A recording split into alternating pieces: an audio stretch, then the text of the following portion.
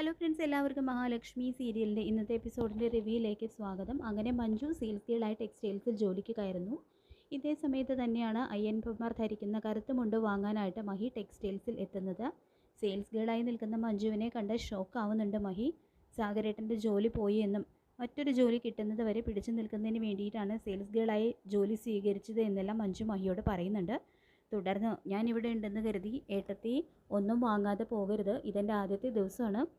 ഏട്ടത്തി കാര്യമായിട്ട് എന്തെങ്കിലും പർച്ചേസ് ചെയ്താൽ അതെനിക്ക് ഗുണം ചെയ്യും എന്നെല്ലാം മഞ്ജു പറയുമ്പോൾ, അയ്യപ്പന്മാർ ധരിക്കുന്ന കറുത്ത മുണ്ട് വേണം എന്ന് മഹി പറയുമ്പോൾ, ആരാ ഏട്ടത്തി മലയ്ക്ക് പോകുന്നത് എന്ന് മഞ്ജു ചോദിക്കുമ്പോൾ, മഞ്ജുവിൻ്റെ ഏട്ടൻ തന്നെ എന്ന് മഹി പറയുമ്പോൾ, അത് കേട്ട് ഏട്ടൻ വീൽ ചെയറിൻ്റെ സഹായം കൂടാതെ നടക്കാൻ തുടങ്ങിയോ ഏട്ടത്തി എന്നെല്ലാം മഞ്ജു ചോദിക്കുമ്പോൾ, അതൊന്നുമില്ല മഞ്ജു, എന്നാലും ഈ മണ്ഡലകാലം കഴിയുന്നതിന് മുൻപ് കണ്ണേട്ടൻ്റെ കാര്യത്തിൽ എന്തെങ്കിലും അത്ഭുതം സംഭവിക്കുന്നത് തന്നെയാണ് ഞങ്ങൾ കരുതുന്നത്. പിന്നെ ഈ കറുത്ത മുണ്ടുകൾ നമ്മുടെ കമ്പനിയിൽ നിന്നും മലയ്ക്ക് പോകുന്നവർക്ക് കൊടുക്കാനാണെന്നും മഹി പറയുന്നുണ്ട് കേട്ടോ മഞ്ജുവിനോട്. പിന്നീട് അങ്ങനെ കറുത്ത മുണ്ടും വാങ്ങി മഹി കണ്ണൻ്റെ അടുത്തേക്ക് ചെല്ലുന്നു. മഹിയുടെ മുഖം വാടിയിരിക്കുന്നത് കാണുന്ന കണ്ണൻ, തനിക്കിത് എന്ത് പറ്റി മഹി, ടെക്സ്റ്റൈൽസിലേക്ക് പോയപ്പോൾ ഉള്ള പ്രസരിപ്പൊന്നും തൻ്റെ മുഖത്ത് കാണാനില്ലല്ലോ എന്ന് ചോദിക്കുമ്പോൾ, അത് വേറൊന്നും കണ്ടല്ല കണ്ണേട്ട, അവിടെ ചെന്നപ്പോൾ കണ്ണ് നിറയുന്ന ഒരു കാഴ്ച ഞാൻ കണ്ടു. നമ്മുടെ മഞ്ജു അവിടെ സെയിൽസ് ഗേളായി ജോലിക്ക് കയറിയിട്ടുണ്ട്. എങ്ങനെ ജീവിക്കേണ്ട കുട്ടിയാണ്, അത് കണ്ടപ്പോൾ എനിക്ക് സഹിക്കാൻ കഴിഞ്ഞില്ല കണ്ണേട്ട എന്നെല്ലാം മഹി പറയുമ്പോൾ, ഇത് അവളായിട്ട് വരുത്തി വെച്ചതല്ലേ മഹി. ഇത്തവണ അവൾ കമലേശ്വരത്തേക്ക് വന്നപ്പോഴും സാഗറിനെ ഉപേക്ഷിച്ച് വരാൻ നമ്മൾ അവളോട് പറഞ്ഞതല്ലേ, എങ്കിലും ഇങ്ങനെ കഷ്ടപ്പെടേണ്ട വല്ല ആവശ്യവും അവൾക്കുണ്ടാകുമായിരുന്നു എന്നെല്ലാം കണ്ണൻ പറയുന്നുണ്ട് കേട്ടോ മഹിയോട്.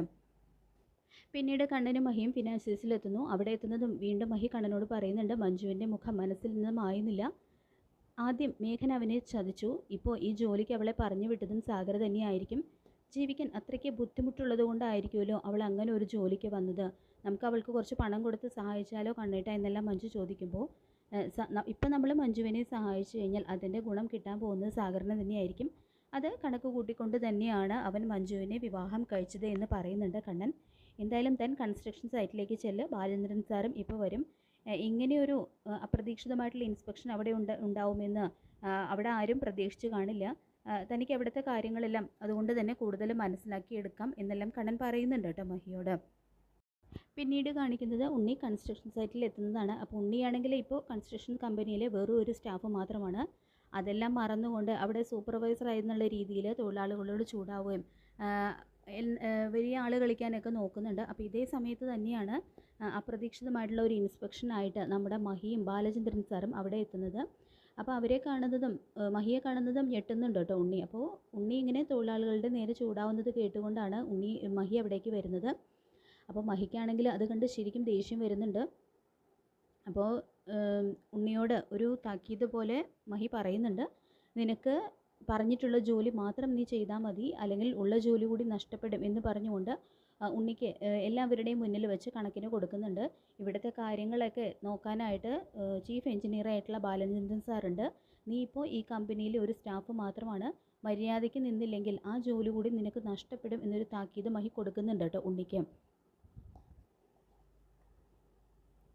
പിന്നീട് ബാലചന്ദ്രൻ സാറും മഹാലക്ഷ്മിയും കൂടിയിട്ട് മുകളിലേക്ക് പോകാൻ തുടങ്ങുകയാണ് കേട്ടോ. അവിടുത്തെ കാര്യങ്ങളെല്ലാം കാണിച്ചു കൊടുക്കുക, വർക്കിനെ കുറിച്ചെല്ലാം പറഞ്ഞു കൊടുക്കാൻ വേണ്ടിയിട്ടാണ് പോകാൻ തുടങ്ങുന്നത്. അങ്ങനെ മഹാലക്ഷ്മി ബാലചന്ദ്രൻ സാറിനോടൊപ്പം വരുന്നത് നമ്മുടെ സാഗർ കാണുന്നുണ്ട്. സാഗർ ആ കൺസ്ട്രക്ഷൻ സൈറ്റിലാണ് വർക്കറായിട്ട് വന്നിട്ടുള്ളത്. അപ്പോൾ സാഗറിനാണെങ്കിൽ ആകെ പേടി പിടിക്കുന്നുണ്ട്. കാരണം ഇനി മഹാലക്ഷ്മി തന്നെ അവിടെ വെച്ച് കണ്ടു കഴിഞ്ഞാൽ ഈ ജോലി കൂടി നഷ്ടപ്പെടുമോ എന്നുള്ളൊരു പേടിയുണ്ട് കേട്ടോ സാഗറിന്. ബാലചന്ദ്രൻ സാറാണെങ്കിലും മഹിക്ക് സൈറ്റിലെ കാര്യങ്ങളെല്ലാം പറഞ്ഞു കൊടുക്കുന്നു. അങ്ങനെ സാഗറാണെങ്കിൽ മഹിയുടെ മുന്നിൽ അകപ്പെടുന്നു. സാഗറിനെ ആ വേഷത്തിൽ കാണുമ്പോൾ മഹി ശരിക്കും ഷോക്കാവുന്നുണ്ട് കേട്ടോ. തുടർന്ന് ഇവൻ എന്താ ഇവിടെ എന്ന് മഹി മേസ്തിരിയോടായിട്ട് ചോദിക്കുമ്പോൾ, ഇവിടെ പണിക്ക് ഒരാളുടെ കുറവ് വന്നു എന്നും അപ്പോഴാണ് ഇയാൾ ഇവിടെ ജോലിക്ക് അന്വേഷിച്ച് വന്നത്, നല്ല പണിക്കാരനാണ് എന്നെല്ലാം സാഗറിനെ കുറിച്ച് മഹിയോട് പറഞ്ഞു കൊടുക്കുന്നുണ്ട് മേസ്തിരി. മഹിയാണെങ്കിൽ ഒന്നും മിണ്ടാതെ സാഗറിനെ ഒന്ന് രൂക്ഷമായിട്ട് നോക്കിക്കൊണ്ട് അവിടെ നിന്നും പോകുന്നുണ്ട്. പക്ഷേ സാഗർ അവിടെ ജോലിക്ക് കയറിയ കാര്യം ഉണ്ണിയും അറിയുന്നുണ്ട് കേട്ടോ. അപ്പോൾ ഉണ്ണിക്കാണെങ്കിൽ അത് ഒട്ടും ഇഷ്ടപ്പെടുന്നില്ല. ഉണ്ണി ഒരു സാഗറിനെ കൊലപ്പെടുത്താനുള്ള ഒരു ഗൂഢപദ്ധതി ഇതേ സമയം ആസൂത്രണം ചെയ്യുന്നുണ്ട്. അപ്പോൾ ഉണ്ണി നേരെ മേസ്തിരിയുടെ അടുത്ത് വന്നിട്ട് പറയുന്നുണ്ട്, അന്ന് അവരെ കൊലപ്പെടുത്താനുള്ള ഒരു പ്ലാൻ നടന്നില്ല, പക്ഷേ ഇന്ന് നമുക്ക് മറ്റൊരാളെ തീർക്കണം. എൻ്റെ പെങ്ങളെ കിട്ടിയവനാണ് അവൻ, അവനാണ് ഇപ്പോൾ ഇവിടെ ജോലിക്ക് കടന്നുകൂടിയിരിക്കുന്നത്. ഇവിടെ ഇട്ട് ആ അറിയാതെ അവനെ ഇല്ലാതാക്കണം. എങ്കിൽ മാത്രമേ മഞ്ജു ഞങ്ങളുടെ ജീവിതത്തിലേക്ക് മടങ്ങി വരുള്ളൂ. അതോടെ എൻ്റെ അമ്മയ്ക്കും അത് വലിയ സന്തോഷമായിരിക്കും. ഇവിടെ വെച്ചാവുമ്പോൾ അത് യാദൃച്ഛികമായിട്ടുള്ള ഉണ്ടായ ഒരു മരണം ആണെന്ന് മാത്രമേ എല്ലാവരും കരുതൂ. പിന്നെ ഇനി ഇതെങ്ങാനും കേസായി കഴിഞ്ഞാൽ കണ്ണൻ സാറിനും എൻ്റെ ഏട്ടത്തേക്കുമൊക്കെ ഇവനെ ഒട്ടും ഇഷ്ടമല്ല. അതുകൊണ്ട് തന്നെ കുറ്റം അവരുടെ തലയിൽ കെട്ടിവെച്ച് നമുക്ക് രക്ഷപ്പെടാം എന്നെല്ലാം ഉണ്ണി ആ മേസ്തിരിയോട് പറഞ്ഞു കൊടുക്കുന്നുണ്ട് കേട്ടോ. അങ്ങനെ ഒരു ഗൂഢമായിട്ടുള്ള പദ്ധതി, സാഗറിനെ കൊല്ലാനുള്ള ഒരു പദ്ധതി ആസൂത്രണം ചെയ്യുകയാണ് ഉണ്ണി ചെയ്യുന്നത്. പിന്നീട് വീണ്ടും ഉണ്ണി ആ മേസ്തിരിയോട് പറയുന്നുണ്ട്, ഞാനിപ്പോൾ ഈ കമ്പനിയിലെ വെറും ഒരു സ്റ്റാഫ് മാത്രമായിരിക്കും. പക്ഷേ എന്ന് വേണമെങ്കിലും അതിനൊക്കെ ഒരു മാറ്റം സംഭവിക്കും. സൂപ്പർവൈസർ അല്ല, ഈ കമലേശ്വരം കൺസ്ട്രക്ഷൻ കമ്പനിയുടെ മുതലാളി വരെ ഞാനാകും. അന്ന് അതുകൊണ്ടുള്ള ഒരു ഗുണം നിനക്കൊക്കെ തന്നെയായിരിക്കും കിട്ടാൻ പോകുന്നത്.